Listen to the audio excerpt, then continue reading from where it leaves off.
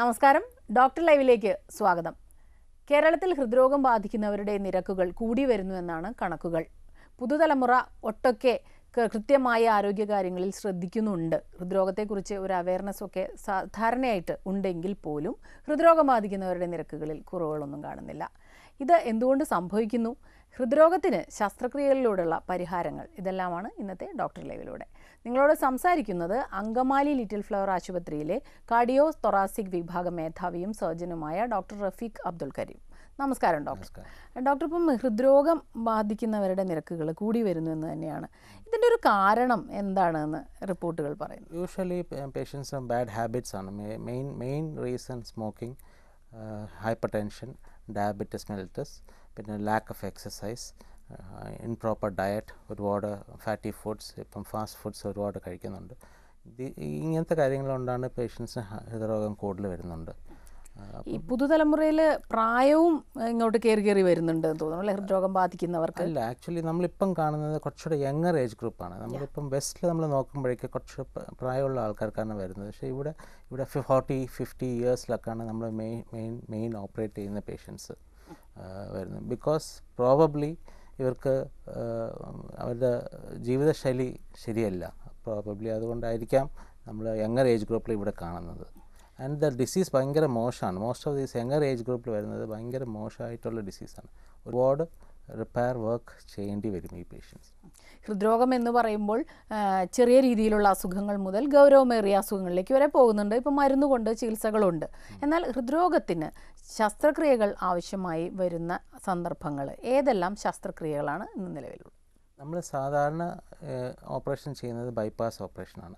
Patients angioplasty ചെയ്യാൻ പറ്റാത്ത patients, ഈ triple vessel disease patient, severe LV ഡിസ്ഫങ്ഷനുള്ള പേഷ്യൻസ്, പിന്നെ കൂടാതെ ഈ ബൈപ്പാസ് ചെയ്യുന്ന പേഷ്യൻസിന് ഹാർട്ടിന് ഉള്ളിൽ എന്തെങ്കിലും വാൽവിന് എന്തെങ്കിലും പ്രോബ്ലം ഉണ്ടോ, അല്ലെങ്കിൽ ഹാർട്ടിനുള്ളിൽ എന്തെങ്കിലും ഹോൾ ഉണ്ടെങ്കിൽ ഈ പേഷ്യൻസാണ് നമ്മൾ ഓപ്പറേറ്റ് ചെയ്യുന്നത്. അപ്പം ആൻജിയോപ്ലാസ്റ്റി ചെയ്യാൻ പറ്റാത്ത പേഷ്യൻസ് നമ്മളടുത്ത് ബൈപ്പാസ് ഓപ്പറേഷന് വേണ്ടി വരും. നമ്മൾ ഈ ആൻജിയോഗ്രാം കണ്ട് നമ്മൾ ഓപ്പറേഷന് വേണ്ടി എടുക്കും. ഡോക്ടർ, ചിലപ്പോൾ ആൻജിയോഗ്രാം കഴിയുമ്പോൾ ബ്ലോക്കുകളുടെ ഒരു പെർസെൻറ്റേജ് അവസ്ഥയൊക്കെ കണ്ടിട്ടാണ് ആൻജിയോപ്ലാസ്റ്റി വേണോ ബൈപ്പാസ് വേണോ എന്ന് തീർച്ചയാക്കുന്നതെന്ന് കേട്ടിട്ടുണ്ട്. എങ്ങനെയാണത്? നമ്മൾ യൂഷ്വലി ഒരു പേഷ്യൻറ്റിന് ബ്ലോക്ക് ഒരു 50% മുകളിലുണ്ടെങ്കിൽ നമ്മൾ ഓപ്പറേഷന് അല്ലെങ്കിൽ ആൻജിയോപ്ലാസ്റ്റി എടുക്കണം. ബിക്കോസ് 50% മുകളിലുണ്ടെങ്കിൽ ബ്ലോക്ക് ഗുരുതരമായിട്ടുണ്ട്. അത് എപ്പോൾ വേണമെങ്കിൽ അത് ബ്ലോക്ക് അടയാം. അപ്പോൾ അടഞ്ഞാൽ അറ്റാക്കായിട്ടാണ് വരുന്നത്. അങ്ങനത്തെ ഉള്ള പേഷ്യൻസ് നമ്മൾ നേരത്തെ ഓപ്പറേഷൻ എടുക്കും. ഇപ്പോൾ ബൈപ്പാസ് സർജറി പറയുന്ന ഒരു പേഷ്യൻറ്റിന് എന്തെല്ലാം കണ്ടീഷൻസാണ് നമ്മൾ സർജറിക്ക് മുൻപായിട്ട് ശ്രദ്ധിക്കേണ്ടത്? പേഷ്യൻസ് ഓപ്പറേഷന് വരുന്ന സമയത്ത് നമുക്ക് പേഷ്യൻറ്റിന് ഡയബറ്റീസ്, അവരുടെ diabetes level, sugar level, hyper tension ഉണ്ടോ, കൊളസ്ട്രോൾ ലെവൽ, പിന്നെ വേറെ എന്തെങ്കിലും ലിവർ സംബന്ധിച്ച് അല്ലെങ്കിൽ വേറെ എന്തെങ്കിലും അസുഖം, കിഡ്നി സംബന്ധിച്ച് വേറെ എന്തെങ്കിലും അസുഖം ഉണ്ടെന്ന് നോക്കിയിട്ടേ നമ്മൾ ഓപ്പറേഷൻ എടുക്കുകയുള്ളൂ. അത് ഏത് പ്രായത്തിലുള്ളതാണെങ്കിലും എല്ലാ ടെസ്റ്റും നമ്മൾ ചെയ്തിട്ടേ നമ്മൾ ഓപ്പറേഷൻ എടുക്കുകയുള്ളൂ. ഉദാഹരണത്തിന് ഇപ്പോൾ പ്രമേഹമുള്ള ആളാണെങ്കിൽ എന്താണ് ചെയ്യേണ്ടത്? പ്രമേഹമുള്ള ആൾക്കാരാണെങ്കിൽ നമ്മൾ പ്രമേഹം കൺട്രോൾ ചെയ്തിട്ടേ നമുക്ക് എടുക്കാൻ പറ്റുള്ളൂ. Patient usually sugar less than 150 താഴെ ആക്കിയിട്ടേ നമ്മൾ സർജറിക്ക് എടുക്കുകയുള്ളൂ. ഡോക്ടർ പറഞ്ഞു ബൈപ്പാസ് സർജറി, ഇപ്പോൾ രക്തസമ്മർദ്ദമോ പ്രമേഹമോ മറ്റോ ഉണ്ടെങ്കിൽ അതിനൊക്കെല്ലാം നോർമലാക്കിയിട്ടാണ് ഇത് ചെയ്യുക. എത്രയൊക്കെ പറഞ്ഞാലും നമുക്ക് സർജറി എന്ന് പറയുമ്പോൾ ഒരു പേടിയാണ് എല്ലാവർക്കും. അപ്പോൾ ബൈപ്പാസ് സർജറിക്ക് എന്തെല്ലാം തരത്തിലുള്ള പ്രൊസീജിയർ കൂടെയാണ് ഇപ്പോൾ കടന്നു പോകുന്നത്? പ്രത്യേകിച്ച് നൂതന മാർഗ്ഗങ്ങൾ പലതും ഇന്ന് നിലവിലുണ്ടല്ലോ. കറക്റ്റ്. പക്ഷേ time tested and standard procedure open ആയിട്ട് ചെയ്യുന്നതാണ് ഏറ്റവും നല്ലത്. നമ്മൾ ബൈപ്പാസ് ഓപ്പറേഷൻ ഓപ്പൺ ആയിട്ട് ചെയ്യുന്നത് 2 വിധത്തിലാണ്. ഒന്ന്, ഓപ്പൺ ഹാർട്ട് എന്ന് പറഞ്ഞാൽ നമ്മൾ ഹാർട്ട് ലങ് മെഷീനിലോട്ട് കണക്ട് ചെയ്തിട്ട് ചെയ്യാം. അത് ഹാർട്ട് അറസ്റ്റ് ചെയ്തിട്ടാണ് നമുക്ക് ചെയ്യുന്നത്. അല്ലാതെ രീതിയിൽ ബീറ്റിംഗ് ഹാർട്ട് സർജറി എന്ന് പറഞ്ഞാൽ നമ്മൾ ഹാർട്ട് നിർത്താതെ ബൈപ്പാസ് ഓപ്പറേഷൻ ചെയ്യാൻ പറ്റും. രണ്ടും സേഫാണ്, രണ്ടും നല്ല റിസൾട്ടാണ്. ഈ ബീറ്റിംഗ് ഹാർട്ട് സർജറി ഒരു പുതിയ ഇൻവെൻഷൻ ആണെന്ന് തോന്നുന്നു അല്ലേ? ഇപ്പം കുറച്ച് നാളായിട്ട് ഇന്ത്യയിലുണ്ട്. ഇന്ത്യൻ സർജൻസാണ് ഏറ്റവും കൂടുതൽ ബീറ്റിംഗ് ഹാർട്ട് സർജറി ചെയ്യുന്നത്. മെജോറിറ്റി ഓഫ് ദ സെൻറ്റേഴ്സ് ഒരു 70-80% ബീറ്റിംഗ് ഹാർട്ട് ഇന്ത്യയിൽ ചെയ്യുന്നുണ്ട്. എന്താണ് ഇവ തമ്മിലുള്ള ഒരു വ്യത്യാസം എന്നൊന്ന് പറയാമോ? സാധാരണക്കാർക്ക് അത് അറിയാനുള്ള ഒരു ആഗ്രഹം ഉണ്ടാവുമല്ലോ. നമ്മളിപ്പം സാധാരണ ബൈപ്പാസ് ചെയ്യുമ്പോഴേക്ക് നമുക്ക് ഹാർട്ട് എപ്പോഴും ബീറ്റ് ചെയ്തുകൊണ്ടിരിക്കുകയാണ്. നമുക്ക് അതിൽ ഓപ്പറേറ്റ് ചെയ്യണമെങ്കിൽ നമ്മൾ സ്റ്റിച്ച് ചെയ്യണം. സ്റ്റിച്ച് ചെയ്യുമ്പോൾ ബീറ്റ് ചെയ്തുകൊണ്ടിരിക്കുമ്പോൾ നമുക്ക് സ്റ്റിച്ച് ചെയ്യാൻ പറ്റില്ല. അപ്പോൾ നമ്മൾ എന്ത് ചെയ്യും, ഹാർട്ടിനെ നിർത്തി ബൈപ്പാസ് സർക്യൂട്ടിലോട്ട് കണക്ട് ചെയ്യും. സോ ഹാർട്ടും ലങ്ങും ഫങ്ഷൻ ഈ ബൈപ്പാസ് സർക്യൂട്ട് ടേക്ക് ഓവർ ചെയ്യും. അപ്പോൾ ഹാർട്ടിനെ നിർത്തിയിട്ടാണ് നമ്മൾ ഓപ്പറേറ്റ് ചെയ്യുന്നത്. അപ്പോൾ നമ്മൾ കുറച്ച് നേരം ആ ഓപ്പറേഷൻ സമയത്ത് ഹാർട്ടിനെ കംപ്ലീറ്റ് നമ്മൾ നിർത്തിയിട്ടാണ് ചെയ്യുന്നത്. പക്ഷേ അതേസമയം ബീറ്റിംഗ് ഹാർട്ടിലാണെങ്കിൽ ഹാർട്ട് നിർത്തൂല, നമ്മൾ ഹാർട്ടിനെ സ്റ്റെബിലൈസ് ചെയ്യും. ഒരു സ്റ്റെബിലൈസർ, ഒക്ടോപ്പസ് ഒരു സ്റ്റെബിലൈസറുണ്ട്. ആ സ്റ്റെബിലൈസർ ഹാർട്ടിനെ പുറത്ത് വെച്ചിട്ട് നമ്മൾ ആ മൂവ്മെൻറ്റ് കംപ്ലീറ്റ് കുറയ്ക്കും. ഹാർട്ടിൻ്റെ മൂവ്മെൻറ്റ് കുറച്ചിട്ട് നമ്മൾ ഓപ്പറേഷൻ ചെയ്യും. ഡോക്ടർ, നമ്മുടെ ഒരു കോളർ ഉണ്ട്. ഹലോ. ഹലോ, ഞാൻ പട്ടാമ്പി കൊല്ലപ്പുറന്ന് വിളിക്കണത്. ചോദിച്ചോളൂ. എന്റെ പേര് 2015 ഫെബ്രുവരി 15 എനിക്ക് ആൻജിയോപ്ലാസ്റ്റി കഴിഞ്ഞു തൃശ്ശൂർ ആശുപത്രിയിൽ. ഇപ്പോൾ എന്റെ ഇടത്തെ ഷോൾഡറിന് പെയിൻ വരുന്നുണ്ട്. എന്ത് ചെയ്യുമ്പോഴാണ് പെയിൻ വരുന്നത്? എന്തെങ്കിലും ചെയ്യുമ്പോഴാണോ? രാത്രിയാണ് കൂടുതലും വരുന്നത്. സിവിയർ പെയിൻ ആണോ, സഹിക്കാൻ പറ്റാതെ ആണോ? ഷോൾഡർ പെയിൻ ഇങ്ങനെ വരും. അതാണ് ഡോക്ടറെ സമീപിച്ചു. ഡോക്ടർ പറഞ്ഞു കുഴപ്പമൊന്നുമില്ല, അതിന്റെ ഭാഗമല്ല, പക്ഷെ പെയിൻ ഇപ്പോഴും വിട്ടുപോയിട്ടില്ല. ഷുഗർ ഉണ്ടോ നിങ്ങൾക്ക്? ഷുഗർ ഉണ്ട്. ഷുഗർ ഉള്ളവർക്ക് ചിലപ്പം ഈ പെരി ആർത്രൈറ്റിസ് തന്നെ ഷോൾഡർ പെയിൻ ആയിട്ട് ഇങ്ങനെ വരാം. ചിലപ്പം ജോയിൻറ്റ് ഇങ്ങനെ ഷോൾഡർ ജോയിൻറ്റ് ലിഫ്റ്റ് ചെയ്യാൻ പറ്റാതെ ഭയങ്കര സിവിയർ പെയിൻ ആയിട്ട് അങ്ങനെ വരാം. അങ്ങനെ വല്ലതും ഉണ്ടോ? ലെഫ്റ്റ് ഹാൻഡ് പൊക്കാൻ ബുദ്ധിമുട്ട് വല്ലതും ഉണ്ടോ? അല്ല, അതിന് കുഴപ്പമൊന്നുമില്ല. കിതപ്പില്ല. പക്ഷേ പെയിൻ എപ്പോഴും ഉണ്ട്. അങ്ങനെയാണെങ്കിൽ ഒരു ECG എടുത്ത് നോക്കാം. ECG അല്ലെങ്കിൽ വേറെ ഫർദർ ടെസ്റ്റ് ഹോസ്പിറ്റലിൽ വന്ന് ടെസ്റ്റ് ചെയ്താലേ നമുക്ക് ഫർദർ ടെസ്റ്റ് ചെയ്യാൻ അറിയാൻ പറ്റുള്ളൂ. ഈ പെയിൻ ഹാർട്ടിനോണ്ട് ഹൃദയം സംബന്ധിച്ച് ആവണമെന്നില്ല. ചിലപ്പം ജോയിൻറ്റ് പെയിൻ ആയിരിക്കും, ചിലപ്പം മസിൽ പെയിൻ ആയിരിക്കും. സോ അത് ഫർദർ ടെസ്റ്റ് ചെയ്താലേ നമുക്ക് കണ്ടുപിടിക്കാൻ പറ്റുള്ളൂ. ഓക്കെ ഡോക്ടർ, ഇപ്പം ഹൃദയം തുറന്നുള്ള ശസ്ത്രക്രിയകളിൽ ഇപ്പോൾ പലപ്പോഴും പറയുന്ന ഒരു കാര്യം എന്ന് പറഞ്ഞാൽ, ഇപ്പോൾ ആൻജിയോപ്ലാസ്റ്റി ഒക്കെ ആണെങ്കിൽ പെട്ടെന്ന് തന്നെ മുറിവ് ഉണങ്ങിപ്പോകുന്ന ഒരവസ്ഥയൊക്കെ ഉണ്ട്. അപ്പോൾ ഇതിന് ഒരുപാട് കാര്യങ്ങൾ നമ്മൾ ശ്രദ്ധിക്കേണ്ടതുണ്ടെന്ന് പറഞ്ഞു കേട്ടിട്ടുണ്ട്. അപ്പോൾ ഹൃദയ ശസ്ത്രക്രിയ ഓപ്പൺ ആയിട്ടുള്ള രീതിയിൽ ചെയ്യുന്നവർ ശസ്ത്രക്രിയ കഴിഞ്ഞാൽ എന്തെല്ലാം കാര്യങ്ങളാണ് നമ്മൾ ശ്രദ്ധിക്കേണ്ടത്? ശരിക്കും ഇപ്പോഴത്തെ ഒരു അഡ്വാൻസസിൽ നോക്കുമ്പോഴേക്ക് കാർഡിയാക് സർജറി ഭയങ്കര സേഫാണ്. സർജറി കഴിഞ്ഞിട്ട് പേഷ്യൻ്റ് 7ാമത്തെ ദിവസം വീട്ടിൽ പോകാം. യൂഷ്വലി ഒരു പ്രോബ്ലം ഇല്ലാതെ വൂണ്ട് ഉണങ്ങും. വിത്തിൻ 7 days നമുക്ക് സുച്ചർ എടുക്കാം. വീട്ടിൽ പോയാൽ അവർ നടന്നാണ് പോകുന്നത്. സാധാരണ ഒരു 1 to 2 months കഴിഞ്ഞ് ഒരു ജോലിക്ക് പോകാം. സോ പേഷ്യൻസ് നമ്മൾ പറയുന്നത് 3 months റെസ്റ്റ് വേണമെന്നാണ് പറയുന്നത്. പക്ഷേ കംപ്ലീറ്റ് റെസ്റ്റ് അല്ല. അവരുടെ കാര്യങ്ങളൊക്കെ ചെയ്യാം, സ്വന്തം കാര്യം നടക്കാം. ഓൾമോസ്റ്റ് ഒരു ഫുൾ റിക്കവറി കിട്ടും. ഡോക്ടർ, പലപ്പോഴും പണ്ടൊക്കെ പറയുന്ന ഒരു കാര്യം, നമ്മൾ വീട്ടിൽ രോഗാണു വിമുക്തമായ മുറി ഉണ്ടാക്കണം, അത്രയ്ക്ക് ശ്രദ്ധിക്കണം, കാരണം ഇൻഫെക്ഷൻ ഉണ്ടാവാനുള്ള ഒരു സാധ്യതയുണ്ട് എന്നൊക്കെ ഒരു ഭയമൊക്കെ. അല്ല, ഇപ്പം എൻ്റെ പേഷ്യൻസും പലവരും ഇങ്ങനെ വീട്ടിൽ പോയിട്ട് അവർ ആ റൂമിൽ അങ്ങ് അടച്ചിടും. 1 മാസം കഴിയുമ്പോഴേക്ക് സാറേ അവരെ എന്നെ വെളിയിറക്കാം. ഞാൻ പറഞ്ഞു, നിങ്ങൾ ജയിലിലിടല്, പേഷ്യൻസിന് വെളിയിറക്കുക, ഫ്രീ ആക്കുക. അപ്പം നമ്മൾ ഒരാഴ്ച കഴിയുമ്പോൾ തന്നെ വീട്ടിൽ നിന്ന് വെളിയിറങ്ങി നടക്കാനൊക്കെ ഞാൻ പറയാറുണ്ട്. പേഷ്യൻസ് അങ്ങനെ ജയിലിടേണ്ട ആവശ്യമില്ല. ബിക്കോസ് വെളിയിൽ നിന്ന് വരുന്ന ആൾക്കാർക്ക് ഇൻഫെക്ഷൻ എല്ലാം ഉണ്ടെങ്കിൽ നമുക്ക് ഇൻഫെക്ഷൻ കയറും. അല്ലെങ്കിൽ അങ്ങനെ ഒരു പേടിയില്ല, വേണ്ട. കുറേയൊക്കെ ഈ പണ്ടുകാലം മുതലേ നിലനിൽക്കുന്ന കുറേ തെറ്റായിട്ടുള്ള ധാരണകൾ, അല്ലെങ്കിൽ അന്നത്തെ സിസ്റ്റം തന്നെയാണ് എന്ന് കരുതിയിട്ടുള്ള ഒരു ധാരണകളാണ് തോന്നുന്നു അല്ലേ? ഒരു കൗൺസിലിങ്ങിൻ്റെ ആവശ്യം വരാറുണ്ടോ? ഉണ്ട്, ഡെഫിനറ്റ്ലി. ബിക്കോസ് നമ്മൾ ഓപ്പറേഷൻ മുമ്പേ നമ്മൾ ഓപ്പറേഷൻ്റെ സമയത്ത് എന്തൊക്കെ ചെയ്യും, ഓപ്പറേഷൻ കഴിഞ്ഞിട്ട് എന്തൊക്കെ ചെയ്യണം, ഓപ്പറേഷൻ കഴിഞ്ഞിട്ടുള്ള കുറേ ഡൗട്ട്സ് ഉണ്ട് പേഷ്യൻസിന്. എന്താ കഴിക്കാൻ പറ്റുന്നത്, ഡയറ്റ്, എക്സസൈസ്, മെഡിസിൻസ്. സോ നമ്മൾ അതെല്ലാം പറഞ്ഞ് മനസ്സിലാക്കി കൊടുത്തിട്ടേ വിടാവൂ. ഓക്കെ. അപ്പോൾ അവർക്ക് മെഡിസിൻസ് കറക്റ്റായിട്ട് കഴിക്കണം, നിർത്താൻ പാടില്ല. അങ്ങനെയൊക്കെ പറഞ്ഞിട്ടാണ് നമ്മൾ കൗൺസിൽ ചെയ്ത് കൊടുക്കുന്നത്. ഹൃദയ ശസ്ത്രക്രിയ കഴിഞ്ഞ് 2 രോഗികളെ എടുത്താൽ, ഒരേ പ്രായവും ആരോഗ്യസ്ഥിതിയും ഒക്കെ ഉള്ളവരെ നോക്കിയാൽ, ഒരാൾ വല്ലാതെ ഇങ്ങനെ എനിക്ക് അസുഖമാണ്, എനിക്ക് വലിയൊരു ശസ്ത്രക്രിയ കഴിഞ്ഞതാണ്, അങ്ങനെയുള്ള ആളുകൾ കൃത്യമായിട്ട് പണ്ടത്തെ പോലെ ജോലികളൊന്നും ചെയ്യാതെ വീട്ടിൽ രോഗിയായിട്ട് കുറേ മരുന്നുകളും ഒക്കെ ആയിട്ട് കഴിയുന്ന കാണാം. നേരെ തിരിച്ചും കാണാറുണ്ട്. മറ്റേ ആൾ വളരെ ആക്റ്റീവായിട്ട് ജോലിക്ക് പോകുന്നു. അപ്പോൾ അതെന്തുകൊണ്ട് സംഭവിക്കുന്നു? അത് കുറച്ച് അവരുടെ മെൻ്റൽ മേക്കപ്പാണ്. കുറേ നമ്മൾ കൗൺസിൽ ചെയ്യും, നിങ്ങൾക്ക് അങ്ങനെ പ്രോബ്ലം ഇല്ല, go ahead and do regular work, അങ്ങനെ പറഞ്ഞ് ആൾക്കാരെ നമ്മൾ ഫ്രീ ആക്കി കൊടുത്താൽ അവർക്ക് ഈ ടെൻഷൻ വരേണ്ട കാര്യമില്ല. വീട്ടുകാർക്ക് നല്ലൊരു റോളുണ്ട് ഇതിനകത്ത്. ഡെഫിനറ്റ്ലി. ഡോക്ടർ, നമുക്ക് ഒരു ഇടവേളയ്ക്ക് ശേഷം തിരികെ വരാം. ഡോക്ടർ ലൈവിൽ ഒരു ഇടവേള.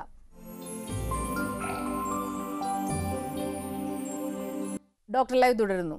ഡോക്ടർ, പിന്നെ ബൈപ്പാസ് സർജറി കഴിഞ്ഞാൽ എപ്പോഴെല്ലാമാണ് ഫോളോ അപ്പ് വേണ്ടി വരുന്നത്? പല ഹോസ്പിറ്റലും പല ഡിഫറെൻ്റ് ആണ്. യൂഷ്വലി പക്ഷേ 1 വീക്ക് കഴിഞ്ഞിട്ട് നമ്മൾ ഫോളോ അപ്പിന് വിളിക്കും. മുറിവ് എങ്ങനെ ഉണ്ട്, മുറിവ് ഹീൽ ചെയ്തിട്ടുണ്ടോ, അവർക്ക് വേറെ എന്തെങ്കിലും ബുദ്ധിമുട്ടുണ്ടോ. ചിലർക്ക് വെള്ളം കെട്ടും, 2 സൈഡിൽ ചിലപ്പോൾ ലങ്സിൽ വെള്ളം കെട്ടും. പിന്നെ എന്തെങ്കിലും സ്റ്റിച്ച് എല്ലാം എടുക്കാനുണ്ടെങ്കിൽ അത് കംപ്ലീറ്റ് ചെയ്യും. സാധാരണ ഒരാഴ്ച കഴിഞ്ഞിട്ട് ഡിസ്ചാർജ് ചെയ്ത് ഒരാഴ്ച കഴിഞ്ഞിട്ട് നമ്മൾ വിളിച്ച് കാണിക്കാറുണ്ട്. അത് കഴിഞ്ഞിട്ട് 1 മാസം കഴിഞ്ഞിട്ട് വിളിച്ച് കാണിക്കും. പിന്നെ 3 മാസം കഴിഞ്ഞിട്ടാണ് കാണിക്കുന്നത്. ആൻജിയോഗ്രാം കഴിഞ്ഞിട്ട് മെഡിസിൻ കൊണ്ട് ക്യൂർ എന്നല്ല, ഇതിനെ കൺട്രോൾ ചെയ്ത് നിർത്താമെന്ന് പറയുമ്പോൾ സ്ഥിരമായിട്ട് ഒരുപാട് മെഡിസിൻ കഴിക്കേണ്ടി വരാറുണ്ട്. എന്നാൽ ബൈപ്പാസ് സർജറി കഴിയുമ്പോൾ താരതമ്യേന മരുന്നുകളുടെ എണ്ണവും അളവും ഒക്കെ കുറവാണല്ലോ. എങ്ങനെയാണ് ഇതിൻ്റെ ഒരു കണക്ക്? അങ്ങനെയല്ല. ആൻജിയോപ്ലാസ്റ്റി കഴിഞ്ഞാലും പേഷ്യൻസിന് മരുന്ന് കഴിക്കണം, സർജറി കഴിഞ്ഞാലും പേഷ്യൻസിന് മരുന്ന് കഴിക്കണം. പക്ഷേ ഓപ്പറേഷന് മുമ്പേ ഉള്ള ഒരു ലിസ്റ്റ് എടുത്താൽ ഒരു 10-15 കാണും. പക്ഷേ നമുക്ക് കുറയ്ക്കാൻ പറ്റും. നമുക്ക് എന്നാലും ലൈഫ് ലോങ് മെഡിസിൻസ് കഴിക്കണം. ഒന്ന്, ഷുഗറിന് വേണ്ടി രക്തം കട്ടിയാവാതിരിക്കാൻ വേണ്ടിയുള്ള മെഡിസിൻസ്, ഹൈപ്പർ ടെൻഷൻ, കൊളസ്ട്രോൾ, ഈ 4 ക്ലാസ് ഓഫ് ഡ്രഗ്സ് എന്തായാലും എല്ലാ പേഷ്യൻസിനും കാണും. പിന്നെ ചില പേഷ്യൻസിന് യൂറിൻ പോകാൻ വേണ്ടി നമ്മൾ ചിലപ്പോൾ ഡയൂറിറ്റിക്സ് എന്തെങ്കിലും ആഡ് ചെയ്യും. ബൈപ്പാസ് സർജറി കഴിഞ്ഞാൽ നമ്മൾ നോർമലായിട്ടുള്ള ജോലികളിലേക്ക്, അല്ലെങ്കിൽ ഇപ്പോൾ സ്റ്റെപ്പ് കയറുക, അങ്ങനെയൊക്കെയുള്ള കാര്യങ്ങൾ, എന്തെങ്കിലും തരത്തിലുള്ള ചില ആക്ടിവിറ്റീസ് റെസ്ട്രിക്റ്റഡ് ആണോ ഇവർക്ക്?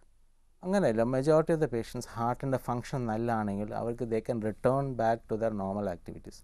നമ്മൾ പറയുന്നത് നിങ്ങൾ എന്ത് ജോലി ചെയ്യുന്നു ആ ജോലിയിലേക്ക് പോകാനാണ് ശ്രമിക്കണം.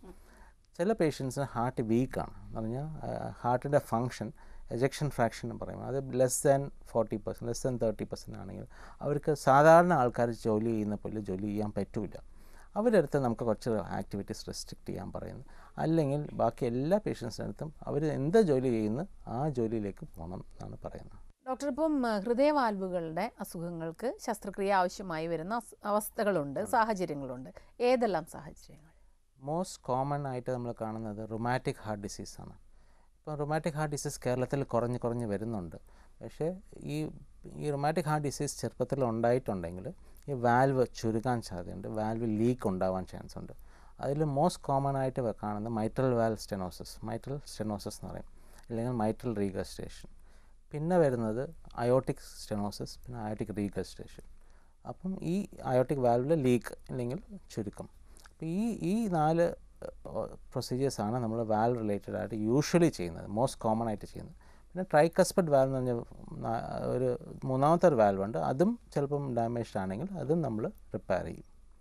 റിപ്പയർ ചെയ്യുകയാണോ ചെയ്യുന്നത്? Tricuspid valve majority of the time repair ആണ്, റീപ്ലേസ്മെൻറ്റ് എപ്പോഴെങ്കിലും മാത്രമേ ആവശ്യം വരുള്ളൂ. ഡോക്ടർ, ഇപ്പം ഹൃദയവാൽവുകളുടെ ഒരു റീപ്ലേസ്മെൻറ്റ് വരുമ്പോൾ അതെങ്ങനെയാണ്? നമ്മൾ സാധാരണ ഏത് അവയവം റീപ്ലേസ് ചെയ്യണമെങ്കിലും വേറൊരു ഡോണറൊക്കെ വേണ്ടി വരുന്നുണ്ടല്ലോ, വാൽവുകളുടെ കാര്യത്തിൽ അതെങ്ങനെയാണ്? വാൽവിന് ഇപ്പം എല്ലാം ആർട്ടിഫിഷ്യൽ വാൽവാണ്. ആർട്ടിഫിഷ്യൽ വാൽവ് നമ്മൾ ഉണ്ടാക്കുന്നത് വിത്ത് ഐദർ മെറ്റാലിക് എന്ന് പറയും, നമ്മൾ വിത്ത്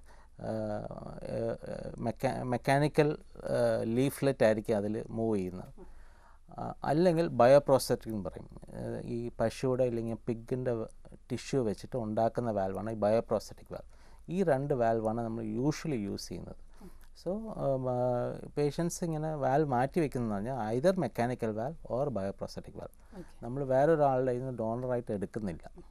ഒരേ ഫംഗ്ഷനാണോ ഇതൊക്കെ? അപ്പോൾ ഇപ്പോൾ എടുക്കുന്ന മൃഗങ്ങൾ അല്ല, മെക്കാനിക്കൽ വാൽവ് ആണെങ്കിൽ അത് ഇറ്റ്സ് എ മെക്കാനിക്കൽ പ്രോസസ്സ്. ഒരു ലീഫ്ലെറ്റ് വന്നിട്ട് ഇങ്ങനെ മൂവ് ചെയ്യുന്നുണ്ട് within A metal cage. Okay. അപ്പം ദോസ് പേഷ്യൻസിന് നമ്മൾ ലൈഫ് ലോങ് ആൻറ്റികോഗുലേഷൻ വേണ്ടി വരും. ബയോപ്രോസ്തെറ്റിക് വാൽവ് ആണെങ്കിൽ അതിൻ്റെ ലൈഫ് അറൗണ്ട് 15 to 20 ഇയേഴ്സേ ഉള്ളൂ. സോ കുറച്ച് പ്രായമുള്ള പേഷ്യൻസ് നമ്മൾ ബയോപ്രോസ്തെറ്റിക് വാൽവാണ് നമ്മൾ അഡ്വൈസ് ചെയ്യുന്നത്. എബോവ് 60 ആണെങ്കിൽ ബയോപ്രോസ്തെറ്റിക് വാൽവാണ് നമ്മൾ അഡ്വൈസ് ചെയ്യുന്നത്. ബിക്കോസ് ഈ പേഷ്യൻസിന് they don't have to take anticoagulation. Life long രക്തം കട്ടിയാതിരിക്കേണ്ട മരുന്ന് എടുക്കേണ്ടി വരില്ല. അല്ലേ? ഓക്കെ ഡോക്ടർ, നമുക്ക് മറ്റൊരു ഇടവേളയ്ക്ക് ശേഷം തിരികെ വരാം. ഡോക്ടർ ലൈവിൽ ഒരു ഇടവേള കൂടി.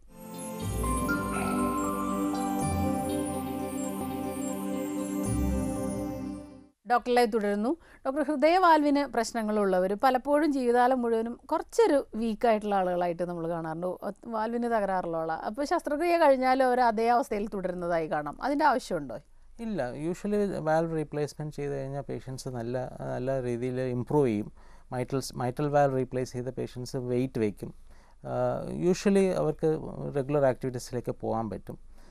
ചില പേഷ്യൻസ് വാൽവ് ഹാർട്ട് വീക്ക് ആണെങ്കിൽ അവർക്ക് കുറച്ച് ശ്വാസം മുട്ടുമൊക്കെ കാണുമായിരിക്കും. പക്ഷെ എന്നാലും അവർ ഓപ്പറേഷൻ മുമ്പേക്കാളും ഒരുപാട് ഇമ്പ്രൂവ് ചെയ്യും most of the patients. Okay, ഈ മാറ്റിവെച്ച വാൽവുകളുടെ ഒരു ഡ്യൂറേഷൻ എങ്ങനെയാണ്? ഈ ഞാൻ പറഞ്ഞില്ലേ നേരത്തെ metal valve or mechanical valve എന്ന് പറയും. ഈ മെക്കാനിക്കൽ വാൽവ് ആണെങ്കിൽ always life long, it actually exceeds the life of the patient. അത് യൂഷ്വലി പ്രോബ്ലം വരില്ല. ഈ രക്തം കട്ടിയാവാതിരിക്കുന്ന മരുന്ന് നമ്മൾ മിസ് ചെയ്ത്, ഇല്ലെങ്കിൽ INR എന്ന് പറഞ്ഞ ടെസ്റ്റ് ചെയ്യുമ്പോഴേക്ക് രക്തം കട്ടിയായി പോകുന്നു. അങ്ങനെയാണെങ്കിൽ വാൽവ് ചിലപ്പം സ്റ്റക്കാവാൻ ചാൻസ് ഉണ്ട്. അത് മാത്രം അങ്ങനെ വന്ന മാത്രം നമ്മൾ വാൽവ് ലൈഫ് ലോങ് ആണ്. മറ്റ് അവസ്ഥയാണെങ്കിൽ ബയോപ്രോസ്റ്ററ്റിക് വാൽവ് ആണെങ്കിൽ അതിലൊരു 15 to 20 years ആണ് അതിൻ്റെ ലൈഫ്. അത് കുറച്ച് കഴിയുമ്പോഴേക്ക് അത് ഡീജനറേറ്റ് ചെയ്യും, അതിൽ കാൽസിഫിക്കേഷൻ വരും, ചിലപ്പോൾ അത് മാറ്റേണ്ടി വരും. ഈ ഒരു പേഷ്യൻ്റ്, ഒരു 70-year പേഷ്യൻ്റ് നമ്മളൊരു 15 years കഴിയുമ്പോഴേക്കും നമ്മൾ രണ്ടാമത് ഓപ്പറേഷൻ ചെയ്യാൻ പോവില്ല. അതുകൊണ്ട് എബോവ് 60 years 65 years നമ്മൾ ബയോപ്രോസ്റ്ററ്റിക് വാൽവ് അഡ്വൈസ് ചെയ്യും. ഓക്കെ, അപ്പോൾ അങ്ങനെയാണോ നമ്മൾ തീരുമാനിക്കുന്നത്? ഡോക്ടർ, ഇതിൻ്റെ കോസ്റ്റ് ഡിഫറൻ്റ് ആയിരിക്കുമോ? ഇത്തിരി കോസ്റ്റ് വ്യത്യാസമുണ്ട്. മെക്കാനിക്കൽ വാൽവ് ഓർ ഞാൻ പറഞ്ഞ ഒരു ആവറേജ് 25,000 30,000 to 50,000 to 60,000 വരെ ഉണ്ട്. വേറാസ് ബയോപ്രോസ്റ്ററ്റിക് വാൽവ് 80,000 ആൻഡ് എബോവ് ആണ് യൂഷ്വലി വരുന്നത്. ഓക്കെ, ഇപ്പോൾ ബൈപ്പാസ് സർജറി കഴിഞ്ഞ ആളുകളിലും ഹൃദ്രോഗത്തിനുള്ള സാധ്യതകൾ, അതായത് ഈ പല കാരണങ്ങൾ കൊണ്ടാണല്ലോ ഹൃദ്രോഗം ഉണ്ടാകുന്നത്, ആ സാധ്യതകൾ അപ്പോഴും നിലനിൽക്കുന്നുണ്ട്, മരുന്നുകൾ കഴിക്കുന്നുണ്ടെങ്കിൽ പോലും. അപ്പോൾ വീണ്ടും ഇത് വരാനുള്ള സാധ്യത എത്രത്തോളമാണ്? ഈ ബൈപ്പാസ് സർജറി കഴിഞ്ഞാൽ പേഷ്യൻസ് ഈ പ്രോസസ്സ് സെയിം കണ്ടിന്യൂ ചെയ്യുന്നുണ്ട്. അപ്പോൾ ഈ patients they have to be extra careful. എന്ന് പറഞ്ഞാൽ അവർ ഡയറ്റ് നോക്കണം, ഷുഗർ പ്രോപ്പർലി കൺട്രോൾ ചെയ്യണം, എക്സസൈസ് വേണം, മെഡിസിൻസ് റെഗുലറായിട്ട് കൺട്രോൾ ചെയ്യണം, റെഗുലറായിട്ട് കഴിച്ചുകൊണ്ടിരിക്കണം. ഇത്രയും കാര്യങ്ങൾ ചെയ്താൽ വി ക്യാൻ അവോയ്ഡ് ഇനി ഫെർദർ റിക്കറൻസ്. ഇങ്ങനെ രണ്ടാമത് വരുന്നത് നമുക്ക് അവോയ്ഡ് ചെയ്യാൻ പറ്റും. എപ്പോഴും മെഡിസിൻസ് കണ്ടിന്യൂ ചെയ്യണം, ഡോക്ടറുടെ അഡ്വൈസ് ഫോളോ ചെയ്യണം, പ്രഷറും ഷുഗറും കൺട്രോൾ ചെയ്യണം, കൊളസ്ട്രോളും കൺട്രോൾ ചെയ്താൽ മെജോറിറ്റി ഓഫ് ദം ഒരു പ്രോബ്ലം ഇല്ലാതെ കുറേ വർഷമായിട്ട് പ്രോബ്ലം ഇല്ലാതെ പോകുന്നുണ്ട്. ഡോക്ടർ, ഇപ്പോൾ പുതിയ തലമുറയിൽ ഇപ്പോൾ ഈ അസുഖങ്ങൾ, ഹൃദ്രോഗമൊക്കെ കൂടി വരുന്നു എന്ന് പറയുന്നു. ഒട്ടൊക്കെ നമ്മൾ എക്സസൈസുകൾ ചെയ്യുന്നുണ്ട്, ഭക്ഷണക്രമങ്ങളിൽ മാറ്റം വരുത്തുന്നുണ്ട്, എങ്കിൽ പോലും വീണ്ടും ഈ പ്രിവലൻസ് ഉണ്ടല്ലോ. യഥാർത്ഥത്തിൽ എന്താണ് നമ്മൾ ചെയ്യേണ്ടത്? എങ്ങനത്തെ ഒരു ജീവിതശൈലിയാണ് ഫോളോ ചെയ്യേണ്ടത്? നമ്മൾ യൂഷ്വലി റെക്കമെൻഡ് ചെയ്യുന്നത് നല്ല റെഗുലർ എക്സസൈസ്, ഡെയിലി വാക്കിന് പോവുക, പ്രോപ്പർ ഡയറ്റ്, ഈ ഫാറ്റി ഫുഡ് അല്ലെങ്കിൽ നമ്മൾ ഭയങ്കര ഈ കൊഴുപ്പുള്ള ആഹാരം അവോയ്ഡ് ചെയ്യുക, ഫിഷ് കഴിക്കുക, പിന്നെ avoid smoking, drink healthy, don't take alcohol. ഇങ്ങനെ നമ്മൾ പറഞ്ഞ് മനസ്സിലാക്കുമ്പോഴേക്ക് പേഷ്യൻസ് ഡെഫിനറ്റ്ലി അവരുടെ ലൈഫ് ഇമ്പ്രൂവ് ചെയ്യും, അസുഖം വരാതിരിക്കുകയും ചെയ്യും. ഒരു കാര്യം കൂടെ, ഇപ്പോൾ ഹൃദ്രോഗം വന്നവർ, ശസ്ത്രക്രിയയിലൂടെ അസുഖം ഭേദമായവർ, അവർക്ക് ഇപ്പോൾ ഈ പറഞ്ഞ സാധാരണ രീതിയിലുള്ള വ്യായാമങ്ങൾ സാധ്യമാണോ? എന്തെല്ലാം തരത്തിൽ നിന്നുള്ള വ്യായാമങ്ങളിൽ നിന്നാണ് അവർ മാറി നിൽക്കേണ്ടത്? നമ്മൾ ജനറലി പറയുന്നത് റെഗുലർ വാക്കിംഗ്, ജോഗിങ്, എക്സസൈസ് ഒന്നുമല്ല. Regular walking, regular exercise,